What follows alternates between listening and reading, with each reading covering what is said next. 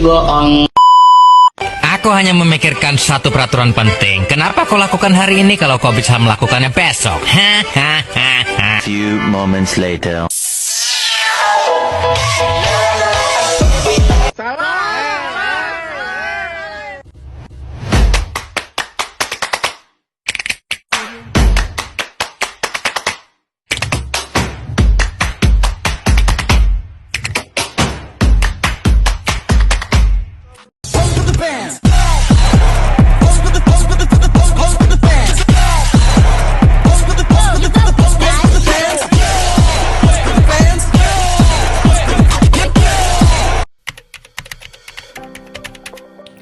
Masa reformasi adalah era sejarah kontemporer Indonesia yang dimulai sejak pengunduran diri Presiden Soeharto pada 21 Mei 1998, menandai berakhirnya rezim Orde Baru yang berkuasa selama 32 tahun.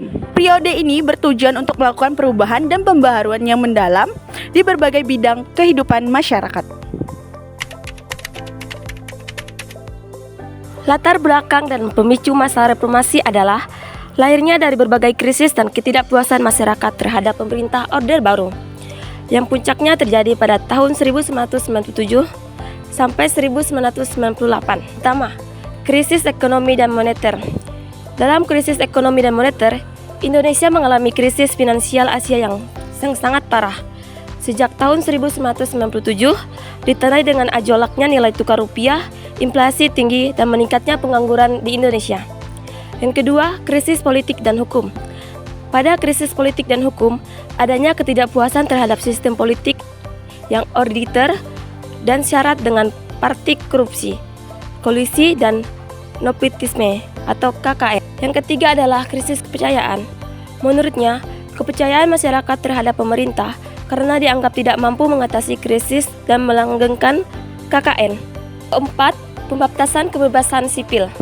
Adanya pembatasan kebebasan pers, berpendapat, dan pelanggaran hak asasi manusia dan HAM. Ciri-ciri utama dan perubahan masa reformasi ditandai dengan perubahan fundamental menuju sistem pemerintah yang lebih demokratis, transparan, dan akuntabel. Ciri-ciri utama pada era ini adalah yang pertama, pembatasan masa jabatan presiden.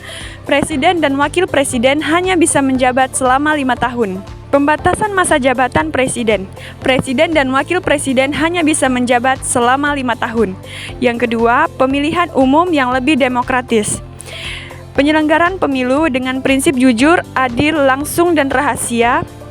Sejak 2004, presiden dan wakil presiden serta kepala daerah dipilih langsung oleh rakyat. Kebebasan pers dan berpendapat. Peningkatan kebebasan media untuk menyampaikan informasi dan mengkritik pemerintah, dihapusnya pembatasan ketat terhadap pers.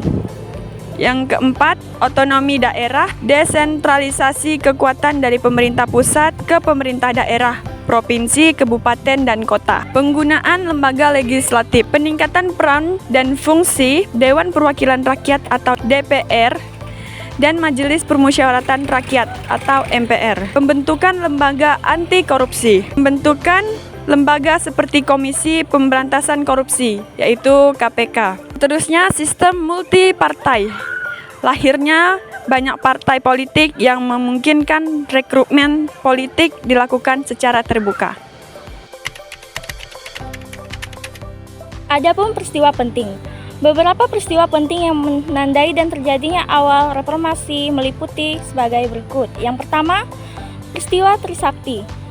Pada tanggal 12 Mei tahun 1998, penembakan 4 mahasiswa Universitas Trisakti yang memicu kemarahan Republik dan memperluas gerakan reformasi. Yang kedua, kerusuhan pada Mei 1998, serangkai kerusuhan sosial dan pembakaran dan penjara yang terjadi berbagai kota.